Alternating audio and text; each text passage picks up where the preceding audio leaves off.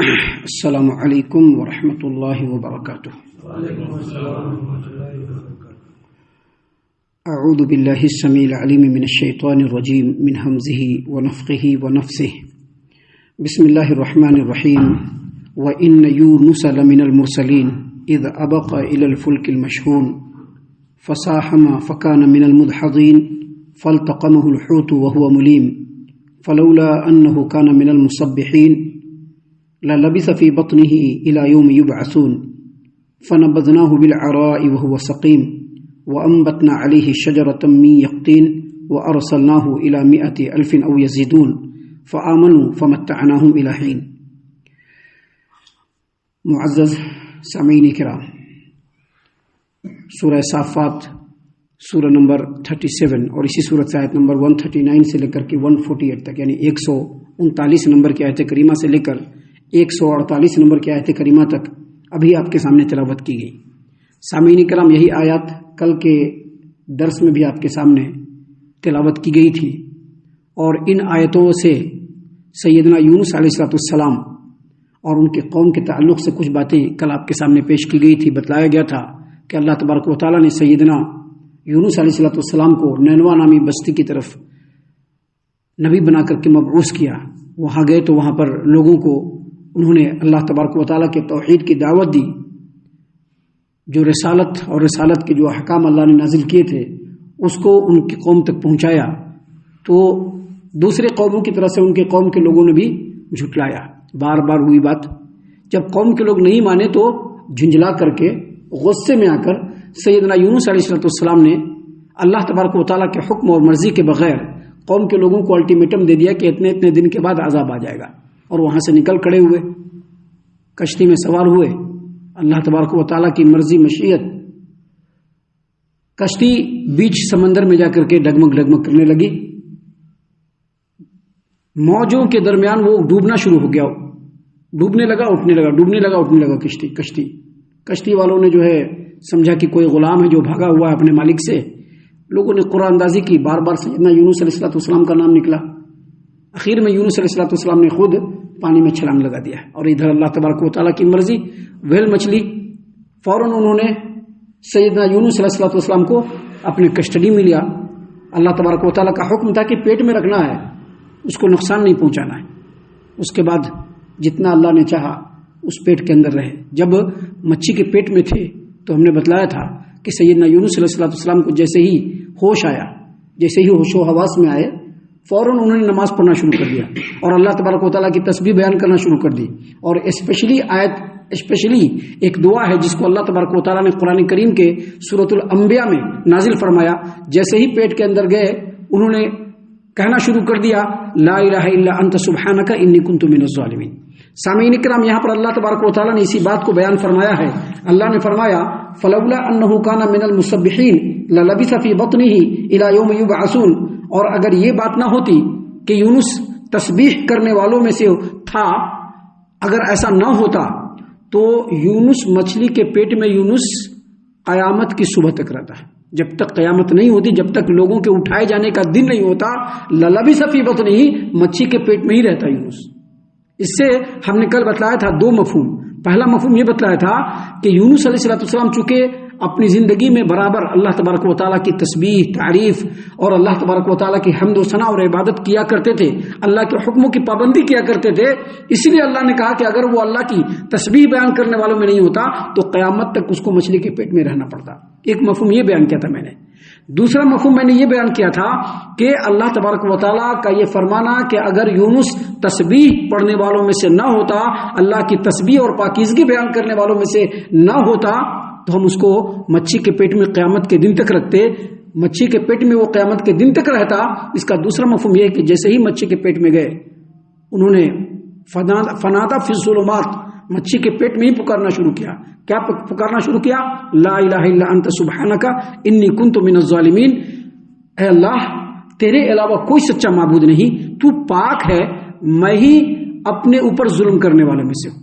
سامعین کرام، یہ جو آیت کریمہ ہے اس کی تفسیر میں امام ابن ابی حاتم نے تفسیر ابن ابی حاتم کے اندر سیدنا انس بن مالک رضی اللہ عنہ سے روایت کیا، اور سیدنا انس بن مالک رضی اللہ عنہ نے اس حدیث کو رسول اللہ صلی اللہ علیہ وسلم سے بیان کیا کہ اللہ تبارک و تعالیٰ کے نبی یونس علیہ السلام جیسے ہی مچھی کے پیٹ میں گئے اور انہوں نے لا الہ الا انت سبحانک انی کنت من الظالمین، یعنی اے اللہ تیرے علاوہ کوئی سچا معبود نہیں، تو پاک ہے اور میں ہی اپنے اوپر ظلم اور زیادتی کرنے والوں میں سے ہوں، جب یہ دعا پڑھنا شروع کیا تو نبی کریم صلی اللہ علیہ وسلم فرماتے ہیں کہ وہ دعا اوپر اٹھی اور جا کر کے عرش کے ارد گرد چکر لگانا شروع کر دیا۔ اللہ تبارک و تعالیٰ کا عرش ہے، اس عرش کے ارد گرد چکر لگانا شروع کر دیا۔ فرشتوں نے کہا کہ اللہ تبارک و تعالیٰ ایک انون جگہ سے کمزور سی آواز آ رہی ہے جو دعائیہ کلمات میں ہے، اور وہ آپ کے عرش کے ارد گرد گھوم رہی ہے، پتہ نہیں کس کی آواز ہے، انون جگہ سے آ رہی ہے اور یہ اجنبی آواز ہے اور بہت کمزور سی آواز ہے۔ اللہ تبارک و تعالیٰ نے فرشتوں سے پوچھا کہ کیا تم نے پہچانا نہیں کہ یہ کس کی آواز ہے، یہ کس کی دعا ہے؟ کہا کہ نہیں پہچانا۔ کہا کہ یہ یونس کی دعا ہے اور یونس کی آواز ہے۔ فرشتوں نے کہا کہ کیا یہ وہی یونس ہے جن کے اچھے اچھے اعمال اور تسبیحات اور اللہ تبارک و تعالیٰ کی بڑائی اور بزرگی برابر اوپر آتی رہی، کیا یہ وہی یونس ہیں؟ تو اللہ تبارک و تعالیٰ نے کہا کہ ہاں یہ وہی یونس ہے۔ کہا کہ اللہ تبارک و تعالیٰ اچھائی کے دنوں میں جو انہوں نے آپ کی عبادت کی، نیک اعمال انجام دیے اور جو تسبیحات بیان کیا، کیا اس کے بدلے میں آج ان کے آزمائش کو آپ دور نہیں کریں گے؟ اللہ تبارک و تعالیٰ نے کہا کہ ضرور دور کریں گے۔ اور اس کے بعد اللہ تبارک و تعالیٰ نے مچھی کو حکم دیا اور اس نے آ کر کے کنارے میں ایک چٹیل میدان میں ان کو انگل دیا۔ سامعین کرام، یہاں پر اس حدیث کی روشنی میں یہ بات سمجھ لیجئے کہ اگر اللہ تبارک و تعالیٰ نے خوشحالی کے حالات دے رکھے ہیں، اگر اللہ تبارک و تعالیٰ سے کوئی آزمائش نہیں ہے، اگر عافیت کی زندگی گزر رہی ہے، تو زیادہ سے زیادہ اللہ کی عبادت کیجیے، زیادہ سے زیادہ اللہ تبارک و تعالیٰ کے سامنے جھکیے، زیادہ سے زیادہ اللہ کے ذکر و اذکار کو بیان کیجیے، زیادہ سے زیادہ تسبیحات میں مشغول رہیے۔ کیونکہ اچھائی کے دنوں میں جو اعمال کیے جاتے ہیں، انہی اعمال کو اللہ تبارک و تعالیٰ آزمائش کے دنوں میں انسانوں کے لیے ڈھال بنا دیتا ہے۔ جو بندہ اچھائی کے دنوں میں رب کو زیادہ سے زیادہ یاد کرتا ہے، اللہ تعالیٰ آزمائش کے دنوں میں اس کی مکمل دستگیری فرماتا ہے، جیسا کہ سیدنا یونس علیہ السلام کے ساتھ ہوا، اور اللہ تبارک و تعالیٰ نے مچھی کو حکم دیا کہ ان کو جا کر کے انگل دو۔ اللہ تبارک و تعالیٰ نے فرمایا فَنَبَذْنَاهُ بِالْعَرَاءِ، پھر ہم نے انہیں چٹیل میدان میں ڈال دیا۔ اللہ تبارک و تعالیٰ نے تو نہیں ڈالا، مچھی نے ڈالا، لیکن حکم کس کا تھا؟ اللہ تبارک و تعالیٰ کا تھا۔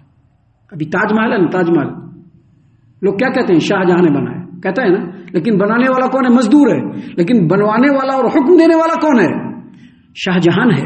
ویسے ہی اللہ تبارک و تعالیٰ نے حکم دیا مچھی کو، اسی لیے اللہ نے فرمایا فَنَبَذْنَاهُ بِالْعَرَاءِ، ہم نے اس کو چٹیل میدان میں ڈال دیا۔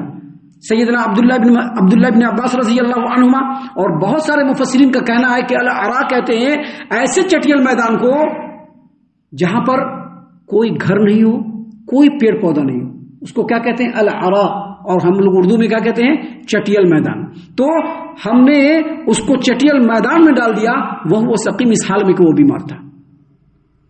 سامعین اکرام، جیسا کہ ہم نے کل بتلایا تھا، بعض مفسرین نے کہا کہ 3 دن، بعض مفسرین نے کہا کہ 7 دن، اور بعض مفسرین نے کہا 40 دن تک کہاں رہے؟ مچھی کے پیٹ میں رہے۔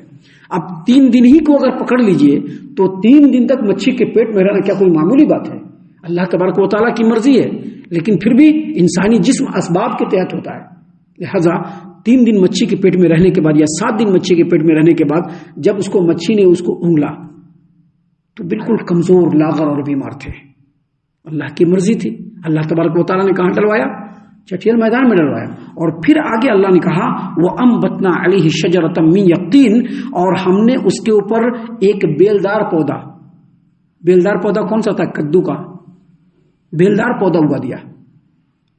اس سلسلے میں ہم آپ کو بتا دیں کہ سیدنا عبداللہ بن مسعود رضی اللہ عنہ، سیدنا عبداللہ بن عباس رضی اللہ عنہما اور بہت سارے مفسرین جیسے مجاہد، اکرمہ، قتادہ، سدی اور بہت سارے مفسرین کا کہنا ہے کہ یہاں پر جو بیلدار پودا ہے اس سے مراد کدو وغیرہ کا پودا ہے۔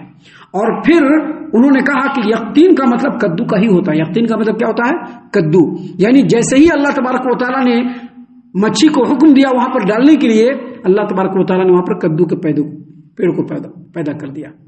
اور کدو کے پیڑ کے تعلق سے مفسرین اہل علم نے بیان کیا ہے کہ کدو کے پودے کی کچھ خصوصیات ہیں، جس میں سے پہلی خصوصیت یہ ہے کہ وہ پودا بہت جلدی نکلتا ہے اور بہت جلدی بڑھ بھی جاتا ہے.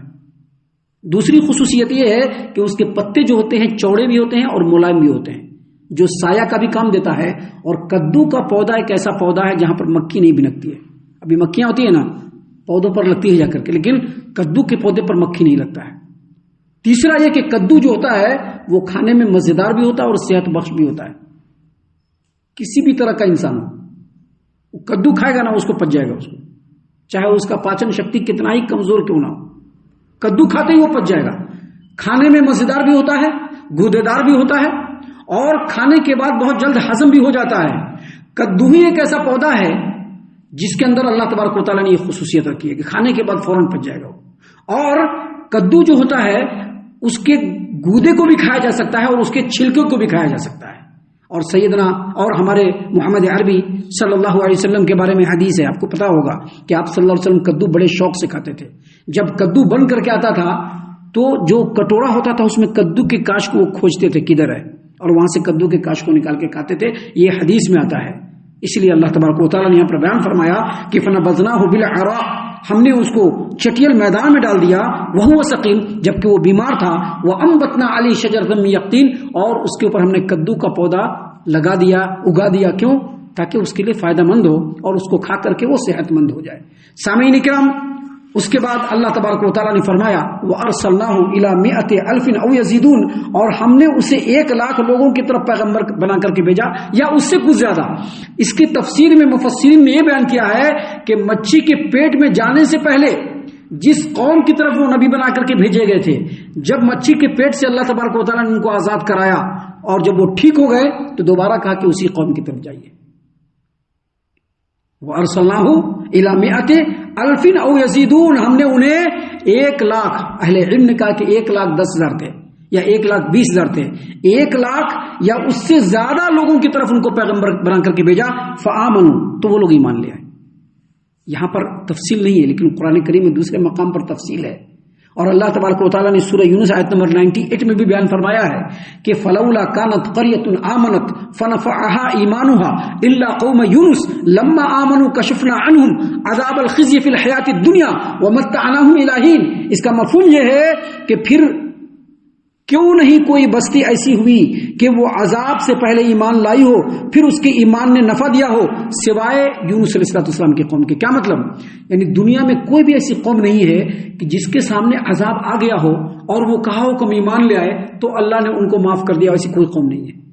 آپ کو پتا ہوگا فرعون اور فرعونی لوگ جب ان کو اللہ تبارک و تعالیٰ نے دریا کے بیچ میں پھنسا دیا، اب وہ ڈوبنے والے ہیں، تو کیا کہا ان لوگوں نے؟ میں موسیٰ اور بنی اسرائیل کے رب پر ایمان لاتا ہوں. لیکن اللہ نے کہا کہ اب ایمان لانے سے کوئی فائدہ نہیں، کیونکہ جب عذاب سامنے آ جاتا ہے اور عذاب کو دیکھ لینے کے بعد اگر کوئی قوم پلٹے تو اللہ تبارک و تعالیٰ اس کی بات کو نہیں مانتا ہے، اس پر عذاب آ کر کے رہے گا. لیکن یہ یونس علیہ السلام کی سنگل قوم ہے. عذاب سامنے آ گیا، ان لوگوں نے توبہ کیا، اللہ تبارک و تعالیٰ نے ان کی توبہ کو قبول کر لیا. اللہ نے فرمایا پھر جب وہ لوگ ایمان لے آئے تو ہم نے ان کو دنیاوی زندگی کے ذلت کے عذاب کو ٹال دیا اور ہم نے ایک مقررہ وقت تک ان کو دنیا سے فائدہ اٹھانے کے لیے دے دیا. ہوا کیا تھا؟ جب سیدنا یونس علیہ السلام الٹیمیٹم دے کر کے نکلے کہ دیکھو، وارننگ دے دیا کہ دیکھو 3 دن کے بعد یا جتنے دن کے بعد ہو عذاب آنے والا ہے، تو پہلے تو قوم کے لوگوں نے سمجھا نہیں. یونس علیہ السلام نکل گئے. جب وہ وقت کمپلیٹ ہوا تو عذاب دکھنا شروع ہو گیا. قوم کے لوگوں نے سمجھا کہ واقعی یہ سچے نبی تھے اللہ کے. ہم لوگوں نے بڑی ناقدری کی، ان کی بہت پریشانی کے عالم میں پھنس گئے. عذاب بالکل سامنے دکھ رہا ہے. کیا کیا؟ سارے لوگوں نے مشورہ کیا اور مشورہ کر کے سب لوگ آبادی کو چھوڑ دیے. تمام یعنی جتنے بھی مرد عورت بچے سب تھے سب کو لے لیا، جتنے بھی جانور تھے سب کو لے لیا اور آ کر کے میدان میں بیٹھ گئے سب لوگ. جتنی بھی بچے تھے سب کو ماؤں سے الگ کر دیا. یعنی ماں الگ ہے، بچے الگ ہیں. اب جتنے بھی گائے ہیں، گائے الگ ہے، اس کے بچے الگ ہیں. جتنے بھی اونٹنی ہے، ماں الگ ہے، اس کے بچے الگ ہیں. بکریاں جتنی ہے اس کی ماں الگ ہے، بچے الگ ہیں. عذاب ادھر سے اٹھ رہا ہے. سب لوگوں نے اللہ تبارک و تعالیٰ کو پکارنا شروع کر دیا. اونٹ بلبلانا شروع کر دیا، گائے ڈکرانا شروع کر دیا. بکری اور ان کے بچے ممیانا شروع کر دیے، اور سارے کے سارے لوگ مل کر کے اللہ عز و جل سے ایسی الحاوزاری کی، ایسی توبہ کی کہ اللہ تبارک و تعالیٰ نے آتے ہوئے عذاب کو ٹال دیا ان سے. اور پھر وہ لوگ اللہ تبارک و تعالیٰ سے دعا کرنے لگے کہ ہمارے نبی کو ہمارے درمیان بھیج دے. یونس علیہ السلام ادھر چھوٹے مچھی کے پیٹ سے ٹھیک ہوئے، اپنی قوم کے اندر آئے، قوم کے سارے لوگوں نے ان پر ایمان لایا، اور پھر اللہ تبارک و تعالیٰ نے ایک مدت تک کے لیے اس قوم کو اس دنیا سے فائدہ اٹھانے کے لیے دے دیا. تو یہ جو بات ہے جو اللہ تبارک و تعالیٰ نے یہاں پر بیان فرمائی ہے، اس سے جو بات ہمیں ثابت سمجھ میں آتی ہے وہ یہ کہ نبی کی اطاعت و اتباع واحد وہ رستہ ہے جو انسان کو، چاہے وہ فرد میں ہو یا قوم میں ہو، اللہ تعالیٰ ان کو نجات دینے کا راستہ نبی کی اطاعت میں ہی رکھ چھوڑا ہے، جیسا کہ آپ یونس علیہ السلام کے اس واقعے سے سمجھ سکتے ہیں. ہم اللہ سے دعا کرتے ہیں کہ اللہ تعالیٰ ہم تمام کو ان باتوں پر خوب غور و فکر اور تدبر کرنے کے ساتھ ساتھ ان باتوں پر عمل کرنے کی بھی توفیق عنایت فرمائے، آمین. اللہ تعالیٰ ہم تمام کو صحیح معنوں میں پکا سچا مومن مسلمان بنائے، اللہ اور اس کے رسول صلی اللہ علیہ وسلم کی اطاعت و فرما برداری کرنے والا بنائے، صحابہ کرام رضی اللہ عنہم کے طریقے پر چلنے والا بنائے، جنت الفردوس میں جگہ عطا فرمائے. اے اللہ ہم تمام کو جہنم سے پناہ دے، اے رب العالمین ہم تمام کو جہنم سے پناہ دے، اے مالک الملک ہم تمام کو جہنم سے پناہ دے، آمین یا رب العالمین. وما علینا الا البلاغ المبین. تبارك الذي نزل الفرقان على عبده ليكون للعالمين نذيرا.